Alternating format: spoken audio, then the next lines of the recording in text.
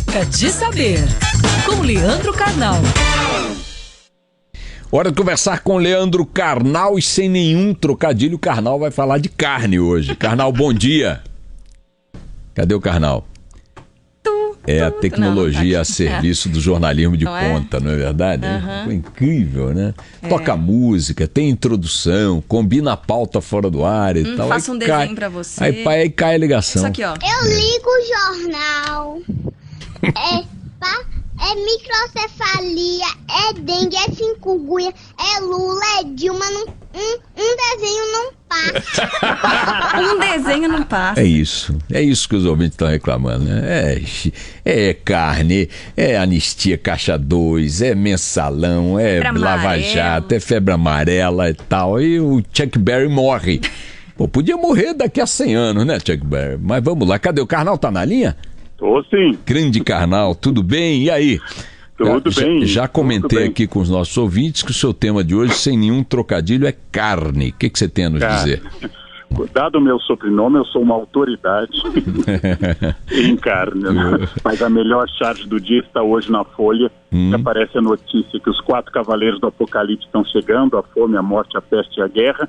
E o PMDB já está fazendo uma aliança, fazendo uma composição com os 4 cavaleiros. E vai dar, aposto que ele vai ser bem sucedido, viu? Bem, com certeza. Seria uma surpresa se não fosse. Mas eu acho que nós temos aquele princípio de realidade que a gente falava semana passada. Eu acho que nós temos um certo exagero. A Polícia Federal fez uma excelente operação, fez uma investigação, mas eu acho que a divulgação da notícia dá a ideia que toda a carne que nós vamos consumir esteja contaminada, o que não é verdade, né?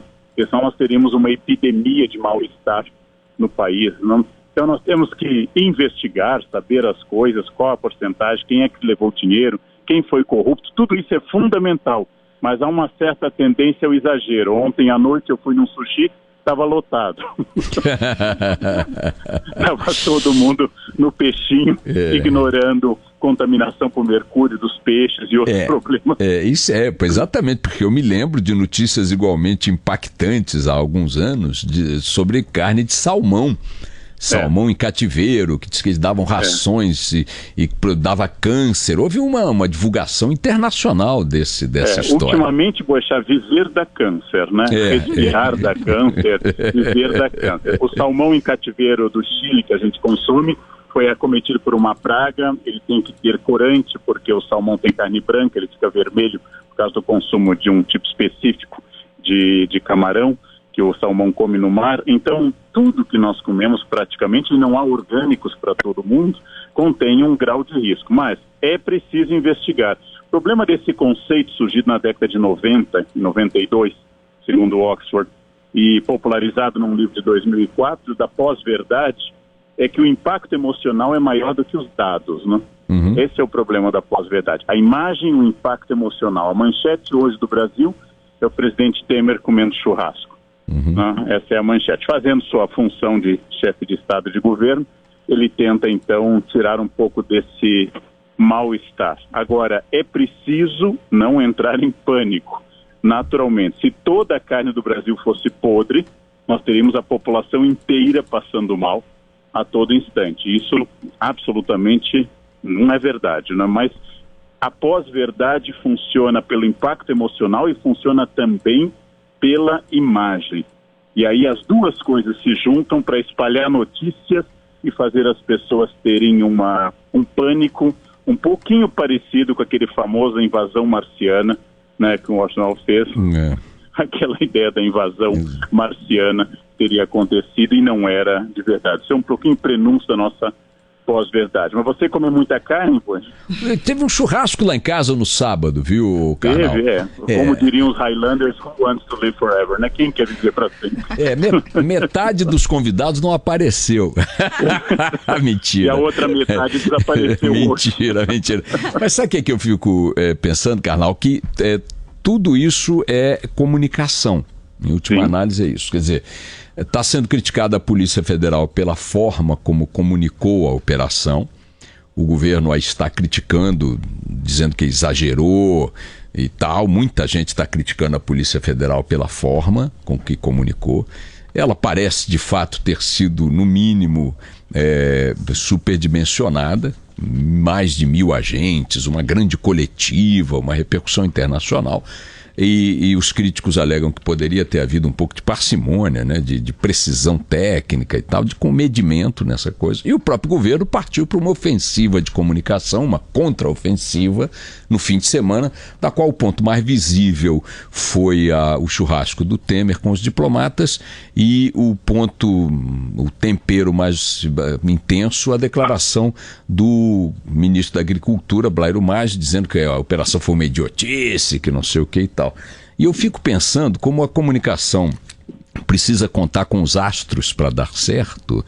E se o Temer, eventualmente por um outro motivo qualquer, ficasse doente hoje, digamos uma gripe, um mal-estar qualquer, um pique hipertensivo e tal, você imagina o estrago que ia se produzir, como é que ia se potencializar o negócio? Isso lembra de um famoso ministro da pesca no Peru, porque no Peru a importância do setor de piscicultura é tão grande que teve um ministro da pesca e ele, para provar que o peixe peruano não tinha cólera, ele comeu em público peixe cru, como é hábito do Peru, e pegou cólera.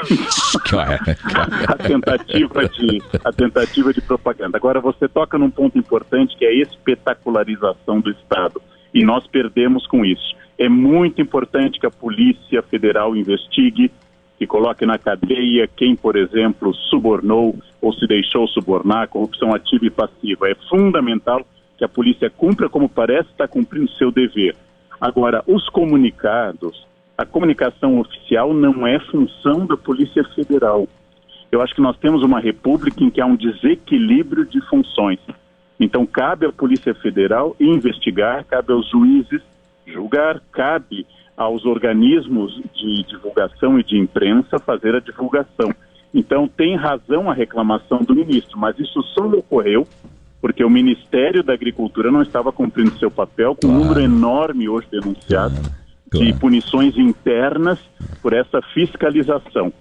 O que significa aquele CIF, aquele selo de inspeção federal, hoje é uma pergunta que não quer calar. Agora, esse choque está ocorrendo porque os poderes não têm mais dimensão dos seus limites. Então, de novo, Polícia Federal, todo o apoio à investigação, todo corrupto na cadeia, todo mundo que subornou foi subornado, processado e julgado. Porém, não cabe à polícia determinar a política de carne do Brasil. Não cabe à política determinar, a Polícia Federal, determinar a nossa política de exportação de carne. Não cabe à Polícia Federal fazer isso. E isso está se tornando comum na República. Mas por quê? Pelo mesmo motivo que o tráfico assume numas comunidades. Porque não há Estado. Então, não havendo ação de quem deveria agir, os outros ocupam esse espaço. Não, o banco fica vazio, alguém senta. A Polícia Federal está fazendo muitas funções, algumas excelentes, mas eu critico a divulgação, não a investigação. E aí causa esse caos que vai ter repercussão econômica para o Brasil. Muito séria. Leandro Carnal volta a conversar conosco aqui na segunda-feira no Careca de Saber. Um abraço, Leandro. Um grande abraço. Tchau. Até logo.